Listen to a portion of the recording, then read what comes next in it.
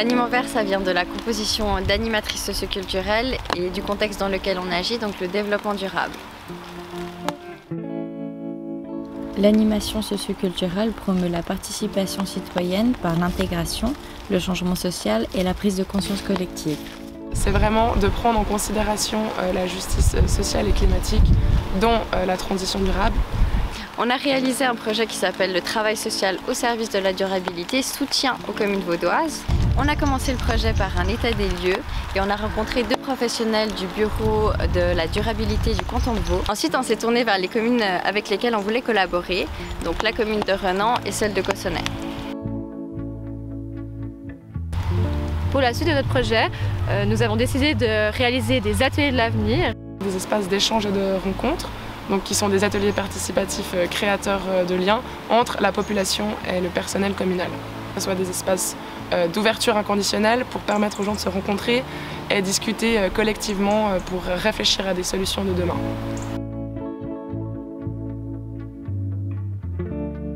3 moments d'échange. Une première phase critique où on va être dans la critique de ce qui se passe au niveau de la durabilité dans la commune.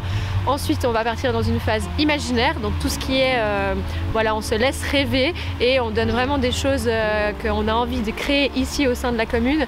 Puis on partira sur une dernière phase de piste d'action avec laquelle on va plus entrer dans les détails, qu'est-ce qu'on peut réellement faire concrètement dans la commune avec la municipalité et puis la participation citoyenne.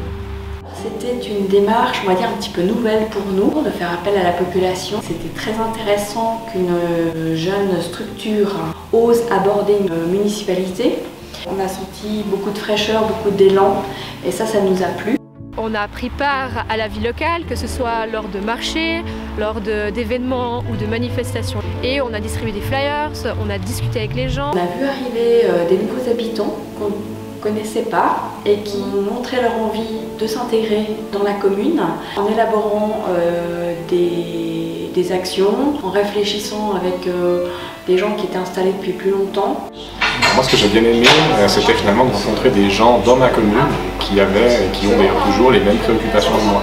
C'est-à-dire que quand on pense à améliorer les choses, qu'on aimerait faire changer les choses, des fois on se dit bah, tiens, je suis seul dans mon coin à penser ça, et pour réussir finalement à réaliser ce projet ou à faire bouger les choses, il faudrait qu'on soit plusieurs. Je voulais vraiment laisser la parole aux habitants. On était là pour écouter.